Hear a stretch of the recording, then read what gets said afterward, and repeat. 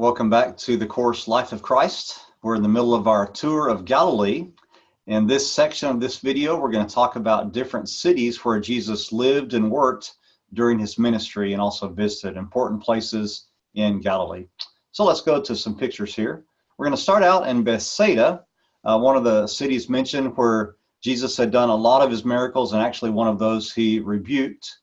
If you look at this picture, it shows an aerial view of the plain of Bethsaida, and then you see, of course, to the right, the northern edge of the Sea of Galilee. Again, if you're thinking of the Sea of Galilee as a clock, what you're looking at here on the right is about maybe 12 to about maybe 2 o'clock or 3 o'clock on the clock.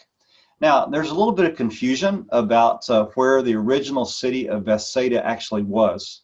There are at least 3 locations that archaeologists think could have been the location. One of the ones that we're going to show in this, that in some ways is the most likely, is about a mile away from the shore. And so you think, if this was a fishing village, then how can it be a mile away from the shore? Good question, and there's different theories for all of those. But the point is that we're not for sure where the actual original city of Bethsaida was. Now, we also show you this because this is a possible location for the feeding of the 5,000. A large plain like this where you could have had at least 5,000 people, probably more than that, for that miracle. Now, if you go on through, we show you this area with green grass, and we show you this one and mention that detail just because in Mark's version, when it's talking about the feeding of the 5,000, it says he had them sit down on the grass. And we know that there's only grass on this area at certain times of the year, so that helps us locate a little bit better what time of the year this miracle might have happened. Now, if you look at one of the possible locations for Bethsaida from the air, you see there, just in the background kind of right here especially, a large part of the ancient city. And this city actually goes back way before the time of Jesus. You see here a 9th century gate from Ahab. That's the 800s BC, right? So that's 8 centuries before Jesus would have come, the pretty typical gate structure from that time period. Again, you see just a little bit different view of that, 9th century BC, the gate from this town, so been around quite a long time. And then if you walk through the village of Bethsaida, they found what they call the fisherman's house, and they call it that because they found different fishing implements like hooks and nets inside this house, the weights that you would use to put on the nets so that they'd work and sink into the sea. They found a lot of that at this house. And so they think it could have been brought here a long distance from the sea, like a mile, or it could have been that geographically the sea extended further north at one time, but perhaps earthquakes and other natural events may have changed exactly where the northern part of the sea was. They also found what they call a winemaker's house in Bethsaida, because they found different instruments and different tools used in that industry. Then if you stand in Bethsaida and can turn around, you can see about how far the Sea of Galilee is from it. So it's not really far away, but it's still not on the shore either. So again, that question exists: is this the real place for the original Bethsaida? Now, if you go to another one of the towns that are mentioned by Jesus as one of the places you spend a lot of miracles, or spend a lot of time doing miracles and teaching, Chorazin, you see a little bit of the relationship of where it is with the sea over to the right. So we're off kind of to the northwest of the sea here. And then you see the plain of Bethsaida, and Bethsaida would have been over here. So not a long ways. We mentioned it's about 3 miles between these 2 towns. And then if you go right to the south, you'll go about 3 miles to Capernaum. So this little triangle we showed you on the map. We're standing up on some hills. So if you're coming from the Sea of Galilee, you see where there's this little road here, okay? And you actually wind up quite a bit into the hills. So you're quite a bit higher in Chorazin than you would be in Capernaum down on the sea level. There's an important synagogue here that was found as well. We zoom in more on Chorazin as it looks today. They've actually found a number of houses that are pretty well preserved and learned more about ancient living from those houses. And then we see also the synagogue as well. Now, if you're looking, here's the road that you come in on your bus down here. Here's the main entrance right there. And then you walk on down here, maybe about a minute or so, and then you come to the synagogue entrance. Here's the synagogue right here. Now you can go on up the hill and see other houses, maybe a winemaker up here as well. And then you see just kind of how it's really pretty bare around it, and lots of rocks, basaltic rocks. Chorazin is pretty much all made out of that basaltic rock that we saw in Capernaum as well under the synagogue.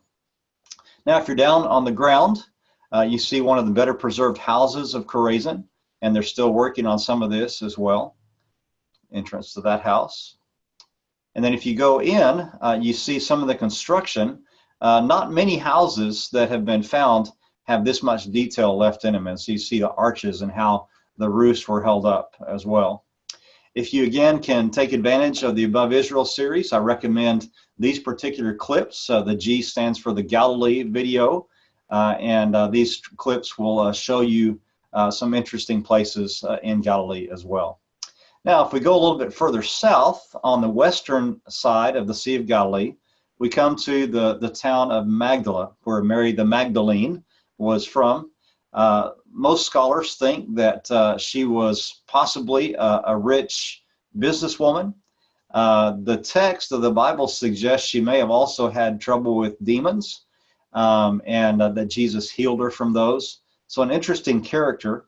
Also, she's the one that first saw Jesus, according to Mark, after he was raised from the dead. So we go to her hometown of Magdala on the western shore of the Sea of Galilee. Now, they've actually made quite a few recent changes and improvements in this site. Some of this is relatively recently excavated within the last 10 years or so. This roof they've built over what they think is the synagogue. And they believe if this is a synagogue, then it's from the time of Jesus, which would make it relatively rare. There's not many synagogues from the first century in Galilee that have been discovered. So they've built this roof over it to protect it. And you can go there, and one of the main things they found in the synagogue is this Magdala stone.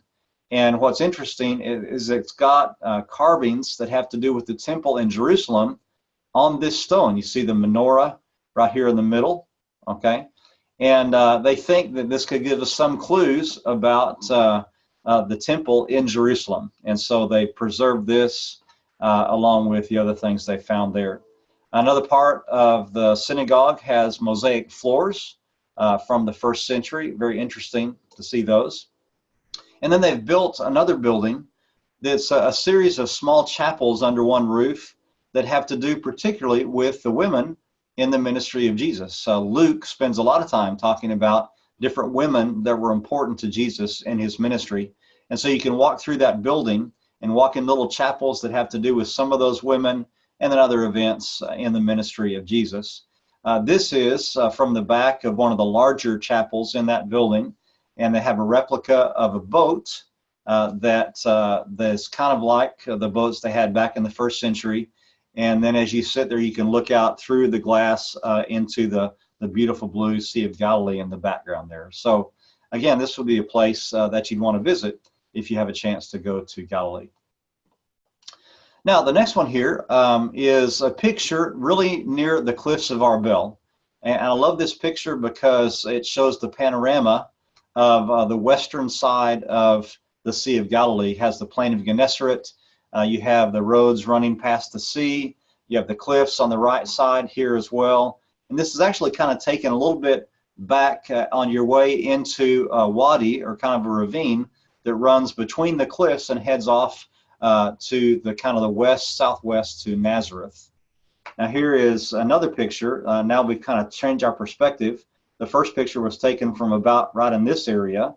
And now we're in front of the cliffs of Arbel, kind of standing on an outcropping, and you look across the other cliffs across this valley, and this is the Wadi Hammam. And if you take that to the left, that will take you over to Nazareth, and it's likely that that's the route that Jesus would take with his disciples when he went from Capernaum to Nazareth.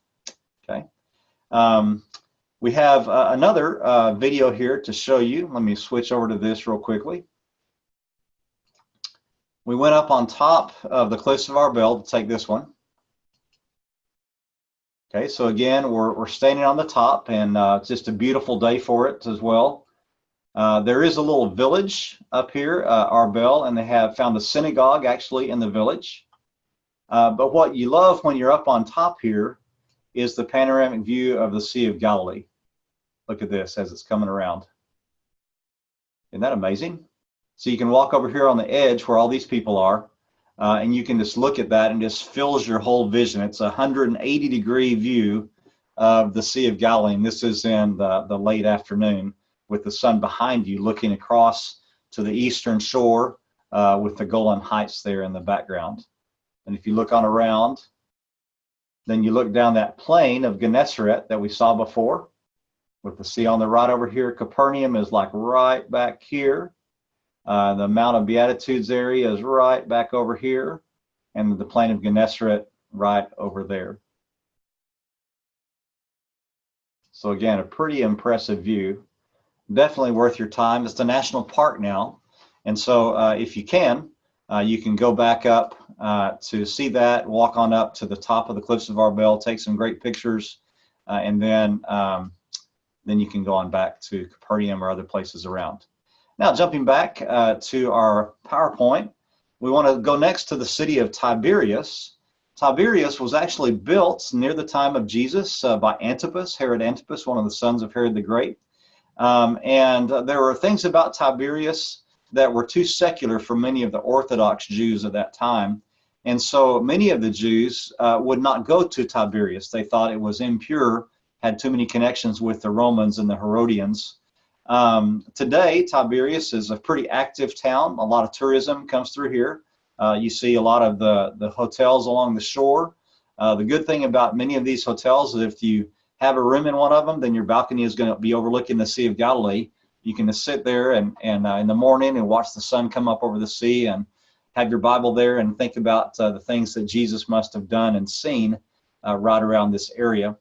We don't have any record of Jesus actually going to Tiberias. We have one mention of it near the miracle of the loaves and the fishes in John's version, but we don't really see anything that Jesus did in Tiberias. So he could have gone. I mean, if he went to the Decapolis with the pagans and the Gentiles, he could have gone to Tiberias as well. But it's just interesting that there's not much said about it at all. Then you go on Tiberias at night. It's kind of laid out on the shore and kind of goes on up the hill, and so you can see the lights at night going up the hill. And then there's a theater that they found, also constructed by Herod Agrippa, one of, again, the descendants of Herod the Great. So interesting place to go. You can have a lot of history there. The Jezreel Valley was an important part of Galilee as well. Now you're out of the area of the Sea of Galilee. You go west across some mountains up into the hills. You go quite a bit upwards in this area. Then you come to the Jezreel Valley, which is kind of shaped like an arrowhead across the northern part of Galilee. And if you're there, then you see several important sites from the Old and New Testament. For example, you have the city of Megiddo that's mentioned with Solomon and Ahab and others. That shows about 25 different layers of history in that tell. You have the hill of Moreh, which is mentioned also in the Old Testament. Mount Tabor, a possible site of the Transfiguration, and also the place where Deborah and Barak fought their war against Sisera. Then, of course, you have Nazareth over here as well, where Jesus grew up. And then in between, this beautiful valley, one of the most fertile places in all of Israel, and also the site of some defense installments of Israel, even underground for some of their defense systems. Then if you go to one of those towns we just mentioned, Nazareth, we'll talk more about Nazareth as we go to Jesus' childhood. But again, today Nazareth is about 100,000 people. It's largely Arab population now, but pretty large, obviously just a small village in the time of Jesus. They built the Church of the Annunciation, where the angel Gabriel told Mary she was going to give birth to Jesus. So you see it right here in the bottom right corner. You go a little bit closer and you walk up to that, and one of the most interesting parts of the church is the door, because it's got a lot of events from Jesus' ministry carved into the door. So that's worth going to see if you're there. Then if you walk inside, they have the interior, the services there, and off to one side, they have an area where they call the Holy Cave, where they thought the family of Jesus and Joseph and Mary lived. They built that part of the church over what they think was the house of Jesus and Joseph and Mary. Now, again, with that kind of thing, there's no way to know for sure, but we know that this is Nazareth, and we know that we're at the right spot anyway. So if we're to the exact square yard of where things happened, no way to know, but interesting to be close as well. And then they have a place called Mary's Well in Nazareth, most likely called that because there's not many wells. Back in those days, sources of water are pretty scarce. And so when you find one, you keep it for hundreds of years. And so it could have been a place where Mary went, and maybe even a place where she was received the visitation of the angel Gabriel. Now, another town that's not mentioned in the New Testament at all, honestly, I had never heard of this town until the first time I went to Israel, which is kind of embarrassing, I guess, for a guy who studied the Bible and backgrounds for a long time. But Sepphoris, from the Hebrew word for bird, Sephora, was a town that was built by Herod Antipas during the time of Jesus' childhood. And so it's only about 3 miles or so away from Nazareth. If Antipas then needed craftsmen, needed builders to build this city, then it's likely he would have hired all the builders in the area, which would have meant that Jesus and Joseph, his father, probably helped build this city. And so if you look around this city, you see how close it is to Nazareth, just right over here in the background. They could walk there easily. And then you see how the city was laid out. There was a Jewish synagogue there, kind of a Roman city, so it had the theater. It had a Crusader fortress later on that also served as a villa for people at different times. And then getting a little bit closer, you see again the fortress and/or villa, some of the houses and excavation grids you see here, the theater down to the bottom right. In other words, it was a pretty major city that had a lot in common with many of the Roman and Greek cities of that time. Antipas really liked to have that style as well. Here's a little bit more close-up view of the Crusader fortress, and even a sarcophagus that's in the corner, used as part of the cornerstone of the fortress. That's interesting. And then if you go inside that, this is the triclinium. In the days when this was a villa, a fancy house, then this would have been the area they would have had larger groups in to eat, the dining room, okay? And one of the special things about this is this mosaic floor that they found, that they've restored as carefully as they can. And you see kind of a little bit of a light focused on this area right here. There's a face of a woman. Yeah, there it is. They call her the Mona Lisa of Galilee. She kind of does look a little bit like the Mona Lisa.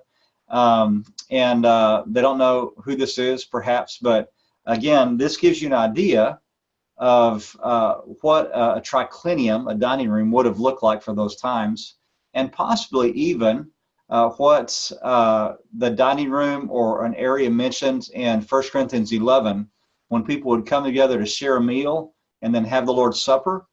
And Paul rebuked the Corinthians because they wouldn't wait for some of the people. They wouldn't leave room for them. They wouldn't leave food for them. That kind of meeting could have taken place in a room like this, probably of a more wealthy member of the church, and everybody goes in and can eat together during that. So again, some cultural background that helps us understand other parts of the New Testament. Now, if you walk around to the other part of Sepphoris, there's the synagogue, and it's an interesting synagogue. They've got a beautiful mosaic floor they've restored a large part of. But the interesting thing about this is that there's signs of the zodiac. And we kind of think astrology, and could the Jews or should the Jews have used astrology? We don't know if it was that, or if perhaps each tribe corresponded to a certain sign of the zodiac, perhaps suggested by the animals or symbols used by Jacob in Genesis 49. There's some suggestion that maybe each tribe had a symbol connected to symbols in the zodiac. And maybe that's more what this floor is about instead of pagan astrology. But we don't know for certain. It's interesting to walk in there and look at that as well. And then we have the theater that we mentioned earlier, and in the background at the top of the hill you see the Crusader fortress that we had. And then if you walk down through the town, you have other interesting things like many Roman and Greek towns that had two main streets, the Cardo and the Decumanus, which were the main north, south, and east-west streets. And this is the Cardo. And one of the interesting things about this is that you can still see the chariot ruts that were worn in these stones from long time ago. And again, you remember when this was built, during the time of the childhood of Jesus. And so you imagine Jesus perhaps walking along these streets as he finished working or going to and from work. It would have been very likely that Jesus would have been in these places as well. Here's the Decumanus, the other street as well. And so you again see parts of the remains of Sepphoris from the time of Jesus. Different mosaics, a lot of mosaics in this city you can walk around and look at. This one in particular is interesting because it's got what they call a Nilometer that measured over in Egypt how high the Nile would go, and that helped them calculate their taxes, because the higher the Nile went, the more land was cultivated, the more crops were raised, and the more profit that people made. And so if the Nile rose higher, then the taxes would be higher that year because of more produce. So that's an interesting piece of culture that appears here in Sepphoris in this mosaic. Now, again, many of these resources came out from places like Logos or Todd Boland's excellent pictures, the Library of Bible Lands, the Above Israel videos, and then other images. But again, there's thousands of resources, and I want to encourage you to go and look these up. Go to the list of resources that's on the webpage. You can begin there, but it leads you to thousands of others. It's really worth the effort. It really brings your study of Jesus' life and ministry to life. So hope this has been helpful and interesting to you. Next time we'll go on with more of the background of the ministry of Jesus. God bless you.